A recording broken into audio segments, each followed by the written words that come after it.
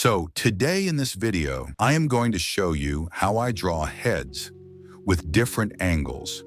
If you are a beginner artist and you also want to draw heads, how to draw heads with different angles. And along with this, you want to draw anime heads. Then make sure to watch this video till the end because this video is going to be different from all the other videos. Don't skip the video, otherwise you will miss something important. So before I study or draw any body part, the first thing I do is exercise. Yes, exercise. You can call it a warm-up. For example, when we go to the gym to exercise, then before lifting heavy weights, we do a little warm-up, like stretching. By doing this, the body gets a little warm and the muscles get stretched, due to which a signal is sent to the brain that now it is time to exercise. Exactly like this. I definitely practice exercise before drawing anything. You can also know from the exercise whether I feel like drawing today or not. Like if you are practicing exercises, then sometimes you are not able to draw simple lines, circles, shapes. If you are also a beginner artist, then you will be able to relate to this point of mine. Exactly like this, before I draw anything, I practice exercises. Like lines. So to draw lines, I draw a circle. Then in the center of that circle, I draw another very small circle. After that, from that small point, I draw straight lines. After drawing lines, I practice drawing circles. Like circles, sometimes draw a big circle and sometimes a small one. And at the end, I draw curved lines.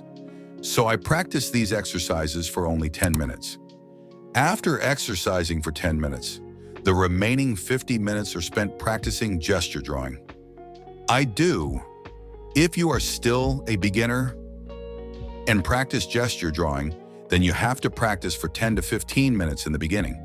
Because if you have a lot of time and you have drawn only 5 to 6 gestures in 50 minutes, then you may feel panic, because I have felt this. After practicing lines, circles, and curved lines for 10 minutes, the hand becomes free and lines and shapes are drawn correctly. So even now I am practicing to draw heads. Before drawing any head, I see that what? I can draw this head, I can't draw this one. Now you must be thinking that what is the use of doing this? That I am not able to draw any head.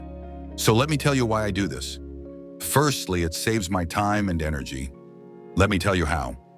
Suppose I have to draw a head, and that head in an angle which I haven't drawn till now. Now I go to draw that head and struggle for a long time.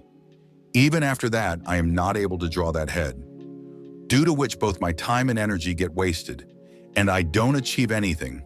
All I get is pain and self-doubt. So to fix this, I do this.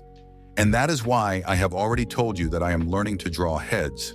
So to draw heads, the method I use is, to draw a head, I first draw a circle, then draw a vertical line and a horizontal line. Then draw some curved lines on both sides of the circle. So that's it for now.